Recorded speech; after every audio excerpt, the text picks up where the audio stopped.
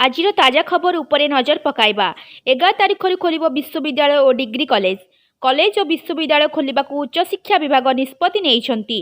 11 तारिख खोलिब विश्वविद्यालय और डिग्री कॉलेज। तेबे जनवरी 11 ठारू प्रथमे स्कूल और तापरे कॉलेज खोलिया पई निष्पत्ति नेइछंती। ए नै विज्ञप्ति मध्य प्रकाश पाइछि। तेबे कोरोना कटकणा पई समस्त स्कूल कॉलेज बंद रहिथिला।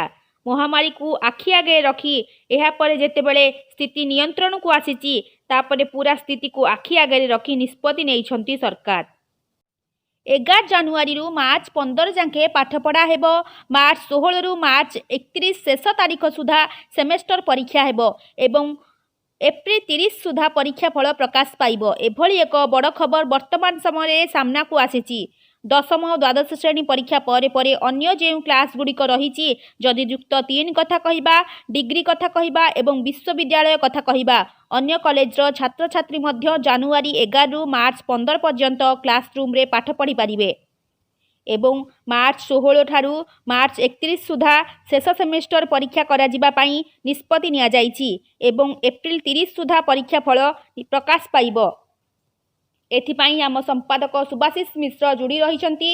आसंतु शुणिबा तांकोठु किछि गुरुत्वपूर्ण टिप्पणी। सर कौन कहिबे एही संपर्क रे? नमस्कार।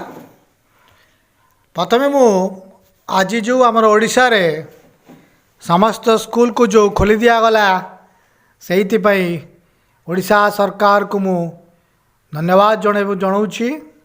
तत्सहित समस्त छात्र छात्री माने तुम्हें माने सबू स्कूल को एक सुंदर परिवेश नहीं आगमन कर।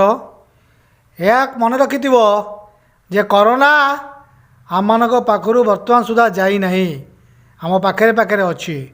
तेणुक मोर तुम मान को अनुरोध छात्र छात्री माने तुम्हें माने जेपरी भाव आगुरी सैनिटाइजेशन लगौल, डिस्टेंस मेंटेन करथुल एवं मास्क लगौल, ताकू निश्चित भाव निजर एक नीतिदिनिया कर्म हिसाब से ताकू रखिथिब।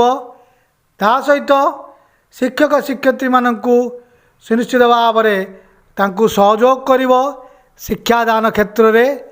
एवं अभिभावक माननकु मोर अनुरोध जे आपण माने छात्र छात्री माननकु आपणकर छात्र छात्री माननकु ठीक ठाक भाव में स्कूल घर स्कूल को छाड़ियार व्यवस्था करंतु। ता सहित तांकु जो कोविड गाइडलाइन विषय रे सदा सर्वदा सतर्क रही अनुरोध करंतु।